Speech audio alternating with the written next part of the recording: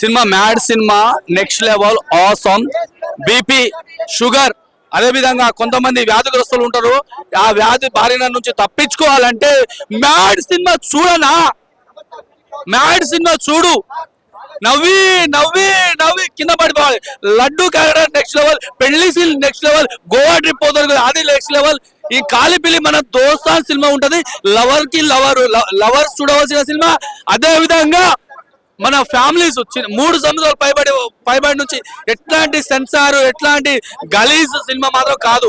కొంతమంది అది ఇప్పుకొని ఇది ఇప్పుకొని చూపించుకుంటారు, కానీ ఫ్యామిలీ చూడవలసిన సినిమా అని నేను భావిస్తున్నా.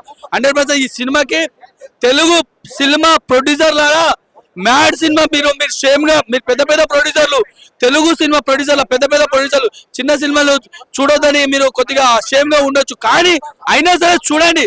ఎందుకంటే తక్కువ బడ్జెట్ లా ఎక్కువ డబ్బులు ఎలా సంపాదించుకోవాలో, డబ్బులు ఎవరికే ఊరికే రాదు.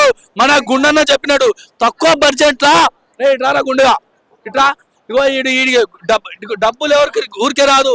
మన గుండన్న చెప్పినట్టు ఇగో పైన ఎంట్రీ కలిగిట ఊరికే రాదు.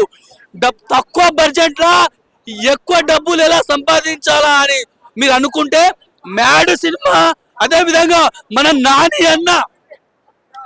నాని అన్న కోటి సినిమా చూడాలి.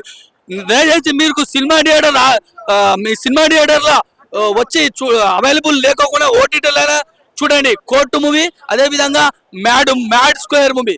జై హింద్ అన్న. ఇప్పుడు నేనేందంటే మ్యాడ్ 1 నాకు కొద్దిగా మ్యాడ్ 1 నచ్చింది. మ్యాడ్ 2 భీమ్స్ అన్న వల్ల కొద్దిగా డిసప్పాయింట్ అయినా పర్లేదు. మ్యాడ్ 3 హింట్ ఇచ్చిండు, జబర్దస్త్ బాగుంటది.